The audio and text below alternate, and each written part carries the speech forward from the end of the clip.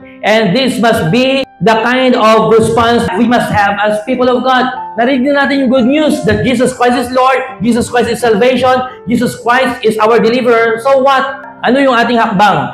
Paano natin ito tutugunan? At ito po yun.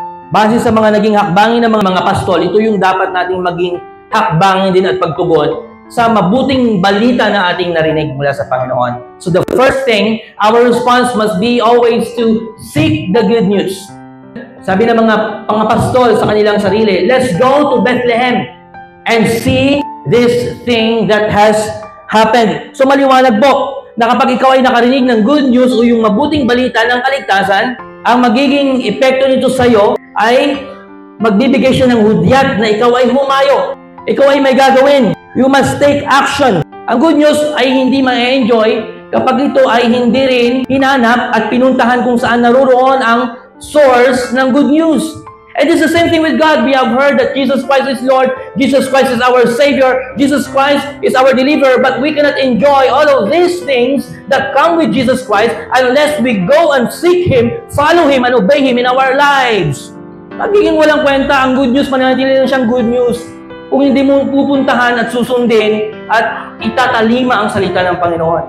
Kaya marapat na hindi sapat na tayo ay nagbabasa ng Biblia, nagsisimba, kundi sa araw-araw natin ginagawa, ito ba ay bahagi ng kalooban ng Panginoon, ang ating mga ginagawa?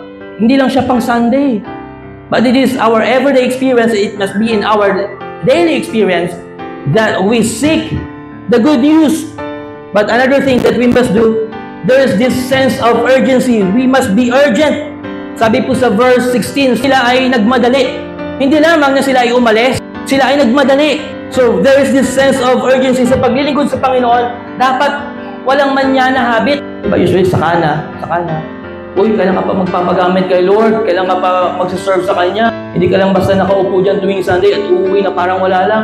Kailan ka makikibahagi sa Bible study? Kailan ka maglilid ng prayer meeting? Kailan ka maglilid as liturgist? Saka na, hindi pa ako ready. 10 taon ka na sa church. Hindi ka pa rin nagagamit ni Lord. Dapat, meron kang uso na magpapagamit sa Panginoon. At ngayon na. Kaya kung may mga binabala ka, kapag alam mo naman na ito ay kalooban, bahagi ng kalooban ng Panginoon, gawin mo na, huwag kang magpatumpik-tumpik pa. Gawin mo yung mga bagay na pwede mong magawa sa ngayon at huwag mo na ipagpabukas pa. Dapat ginagawa mo ko yung dapat mong gawin. So gusto mong pagpalain ka ni Lord. Gusto mong i-bless ka ni Lord sa lahat ng aspeto ng iyong buhay. Pero hindi ka naman lumalapit kay Lord. Pag niyaya ka simbatan niya, antok pa ako saka na, Bible study tayo. May gagawin pa ako Wala kang panahon kay Lord. Complacent ka kay Lord. How can you make this good news a reality sa buhay mo kung hindi mo ginagawa ang dapat mong gawin para kay Lord? Ngayon na. Sabi nga, di ba, ngayon ang araw ng kaligtasan. Kasi hindi mo alam kung ano mangyari bukas. Bukas makalawa, baka wala ka na. Kaya kung gusto mong maglingkod sa Panginoon at makita ang kanyang revelasyon, ngayon na, habang humihinga ka, ngayon na, huwag ka na magsakana-sakana. Ito yung mensahe ng Kapaskuhan that as we heard the good news, narinig natin ang mabuting balita, dapat tayo ay tumugon na magpagamit din sa Panginoon upang lalo nating maranasan ang mabuting balita na ito sa araw-araw nating pamumuhay. Ang tanong po dyan, kung anong uri ng news ang ating binababaran. Yung sponge na ito, kahit saan mo ito ilublob, yun yung mahihigop niya. At kung saan siya nakababad ng matagal, yun ang mananatiling amoy niya at katas niya kapag piniga mo siya. As you assess yourself, kapag piniga ka ng circumstance o ng problema, ano kayang lalabas sa'yo? Mga good things or bad things? Nakadepende yan kung saan ka nagbababad. Kung saan mo binababad ang sarili mo.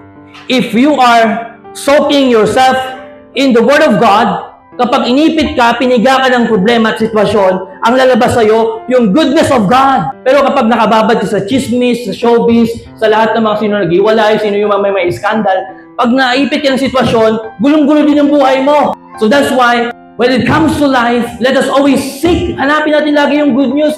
And the good news is always available in the Word of God through Jesus Christ. Amen? So araw-arawin natin ang Word of God. Doon tayo magbabad sa presensya ng Panginoon. Nang sa ganun, ipitin ka man ng sitwasyon ng mundong ito, pigain ka man ng mga problema sa mundong ito, ang lalabas sa iyo ay goodness of God pa rin because you have the good news embedded in your heart and your mind. Amen. That's the first thing na ating magiging tugon. Let us always seek the good news